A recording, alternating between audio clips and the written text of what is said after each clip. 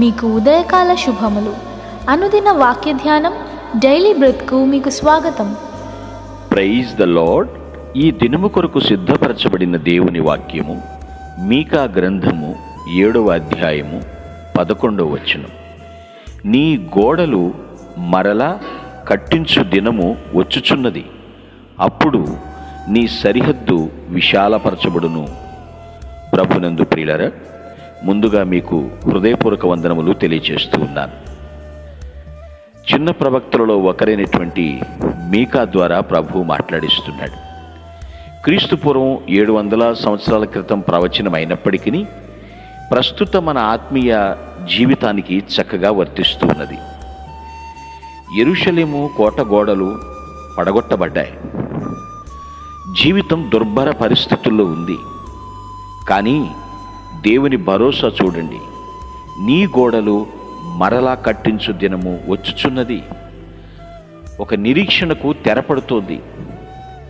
మరలా మంచి రోజులు వస్తున్నాయి అని చెప్తారు చూసారా.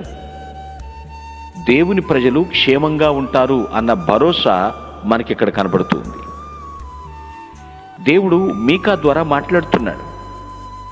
అతను పేదల పక్షాన నిలబడటానికి చాలా ఇష్టపడేటువంటి వ్యక్తి అండి. సామాజిక నీతి అన్నా సామాజిక న్యాయం అన్నా సరే చాలా ఇంట్రెస్ట్ చూపించేటువంటి వ్యక్తి మీకా. చిన్న ప్రవక్త అయినప్పటికీ కూడా, ఒక గ్రామస్తుడే అయినప్పటికీ కూడా దేవుడు తనను ఎన్నుకొని మాట్లాడిస్తున్నాడు. తన ప్రజలకు భరోసా కల్పిస్తున్నాడు. నేను అడుగుతున్నాను, నిజమైన భద్రత మనకి ప్రభువు దగ్గర తప్ప ఎక్కడుందండి? బలమైన భద్రత ప్రభు ప్రసాదించేటువంటి వాడు మనకి. ఎప్పటికప్పుడు ఆయన మన సరిహద్దులు విశాలపరుస్తానని వాగ్దానం చేశాడు. కోర్స్ ఇప్పుడు కోటగోడలు పడిపోయినాయి, మరలా కట్టించు దినం వచ్చుచున్నది.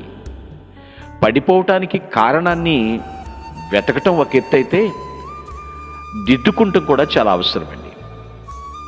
పశ్చాత్తాప పడని వ్యక్తికి ప్రతిఫలం పొందే హక్కు ఎక్కడుంటుందండి? పొరపాటు జరిగింది, దానికి పశ్చాత్తాపం అవసరం. మరలా దేవుడు కట్టిస్తాడు. గోడలు మరలా కట్టించు దినం వచ్చుచున్నది. గోడ లేకపోతే ఏమైంది అనొద్దండోయ్. గోడ వలన చాలా అవసరం ఉంది, అన్ని విధాల ప్రయోజనం ఉంది. నేను దాని గురించి మీకు చెప్పాల్సిన అవసరం లేదనుకుంటున్నాను. ఎంత సేఫ్టీ అండి! అయితే కూలిపోయింది, భద్రత పోతుంది. నాకు అక్కర్లేదనుకుంటున్నారు మరికొందరు. మనము దేవుని చేతిలో తప్ప ఎక్కడా భద్రత కలిగి జీవించలేము అన్న సంగతి వాస్తవం. ఆయన కట్టిస్తానని చెప్తున్నాడు. అయితే అప్పుడు ఎప్పుడు? గోడలు కట్టించేటప్పుడు నీ సరిహద్దు విశాలపరచబడును. నీ విస్తీర్ణాన్ని పెంచుతున్నాడు ఆయన.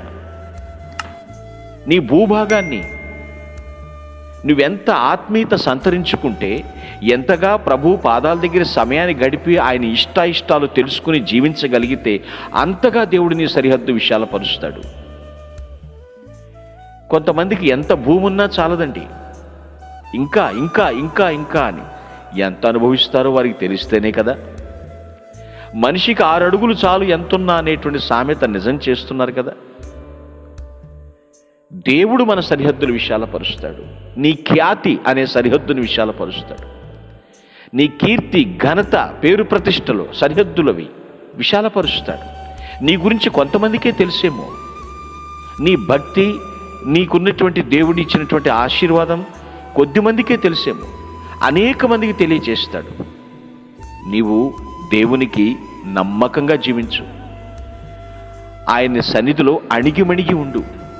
నిజమైన ఆనందాన్ని నువ్వు అనుభవిస్తావు. బాధపడకు, గోడలు దేవుడు కట్టిస్తాడు. ఎవరికి బెదరగనవసరం లేదు. ఏ పొల్యూషన్ నిన్ను పాడు చేయదు. దేవుడు కట్టిస్తాడు. ఆయనే బలమైన గోడగా ఉంటాడు. మనకి తెలుసు కదా వాక్యం. కోల్చగలిగిన వాడు ఆయనే, కట్టగలిగిన వాడు, నిలబెట్టగలిగిన వాడు కూడా ప్రభువే. ప్రభువా, నాకు బలమైన భద్రత కావాలి. నేను చేస్తున్న భక్తి, నేను చేస్తున్నటువంటి మంచి సత్క్రియలు ఎవరికీ తెలియట్లేదు. ఆయన తెలియచేస్తాడు. ఆయన విశాలపరుస్తాడు మన సరిహద్దులు. ఆయన చేతిలో ఉండటానికి ఇష్టపడదాం. ఆయన చేతిలో వాడబట్టడానికి ఇష్టపడదాం. ఆయన పాదముల దగ్గర సమయం గడపటానికి ఆసక్తి చూపిద్దాం. దేవుని యొక్క సన్నిధిలో, ప్రభువా, నేను నీ మాటల ప్రకారం జీవిస్తాను, నా గోడలు కట్టించండి, మా సరిహద్దులు విశాలపరచండి అని ప్రభువు మీద ఆనుకొని ఆయన్ని ఆరాధించుదుముగాక. ఆమేన్. మీ కొరకు ప్రార్థించుటకు మేమెల్లప్పుడూ సిద్ధం. Praise the lord. ప్రభు నామమున మీ అందరికీ వందనములు. ఈ మా సందేశముల ద్వారా మీరు ఆశీర్వదింపబడినట్లయితే మీ తోటి వారికి షేర్ చేసి దేవుని రాజ్య సువార్తలో మీరు కూడా పాలుభాగస్తులు కావాలని ఆశిస్తున్నాం. మొదటిసారిగా ఈ ఛానల్ను చూస్తున్నట్లయితే మా ఛానల్ను సబ్స్క్రైబ్ చేయండి. వీడియోలు నోటిఫికేషన్ రూపంలో పొందుటకు బెల్ బటన్ని ప్రెస్ చేయండి. God bless you.